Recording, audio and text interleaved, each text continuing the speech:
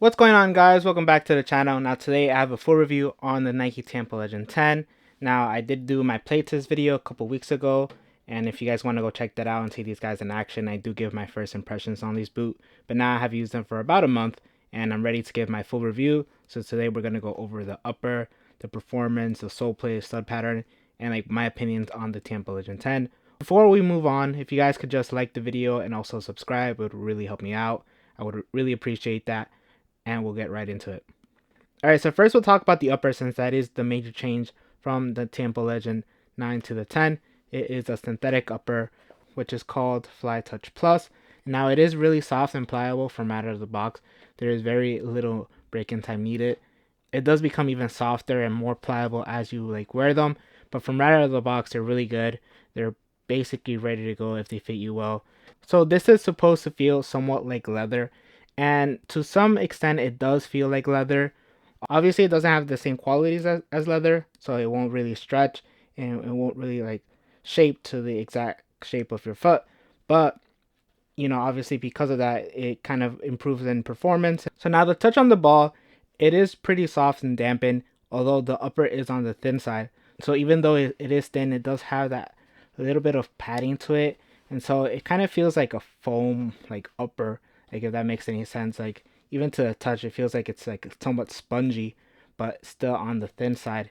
So the touch on ball is really nice. You still do get a dampened sensation.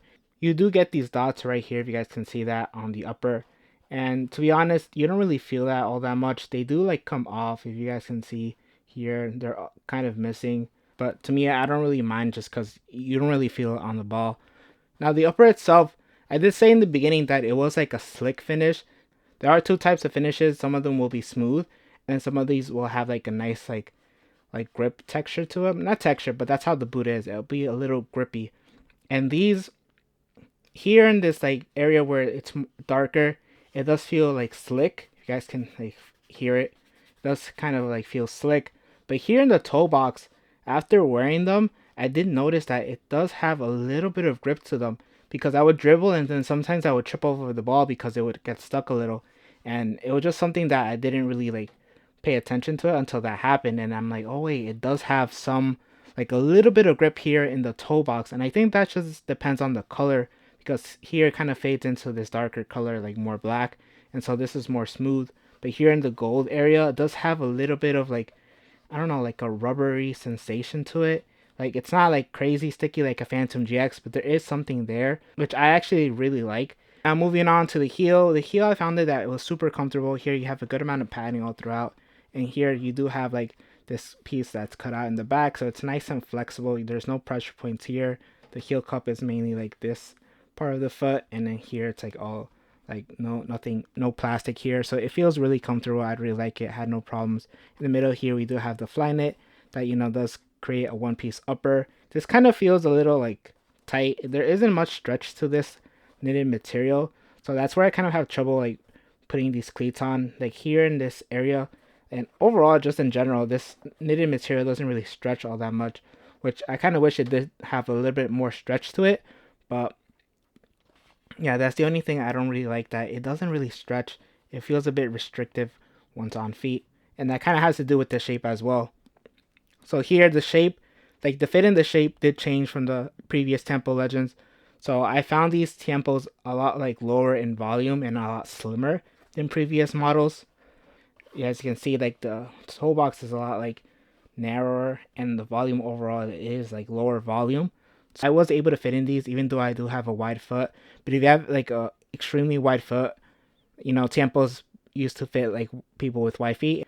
And now honestly, I would not recommend these to people that have wide feet. The upper is not going to stretch as much as a leather upper.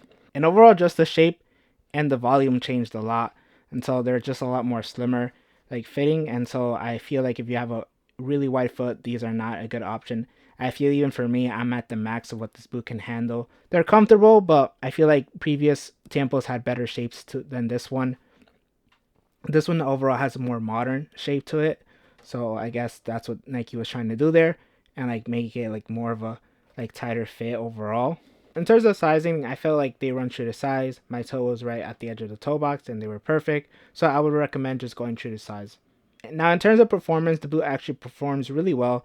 There's a good amount of lockdown like in the heel and in the boot itself. I didn't really find any rollover with this boot. It felt really secure, and I had no issues with in terms of performance. Like the performance is great.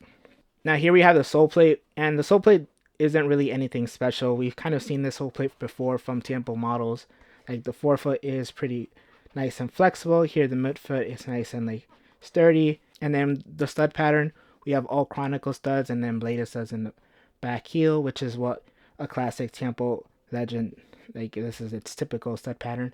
And it performs really well. You know, chronicles, you're able to use this on AG just because, you know, they're chronicle. You're still able to pivot and stuff. It provides a good amount of bite. And it's overall really neutral sole plate and stud pattern. You know, it performs well. There's nothing special here.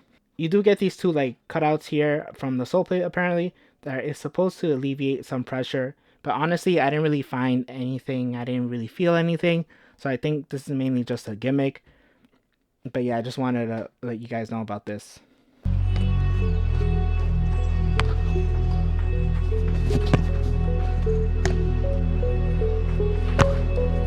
Oh,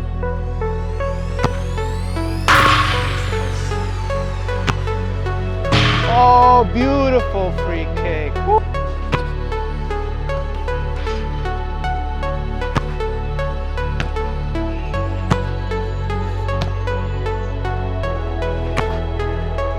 Oh, oh. Woo.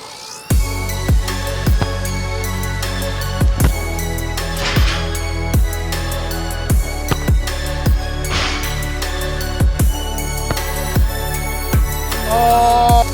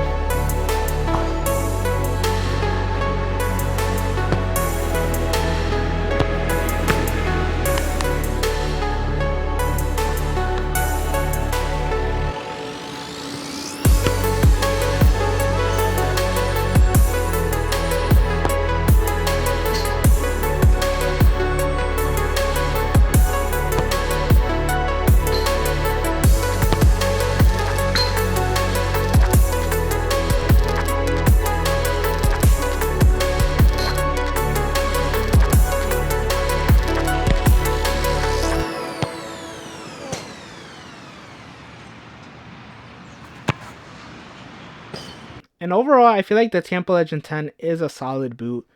Like for what it is, it's really good for like a synthetic leather upper. The upper is just really nice and soft, pliable. It does have some padding to it, but it is still on the thin side.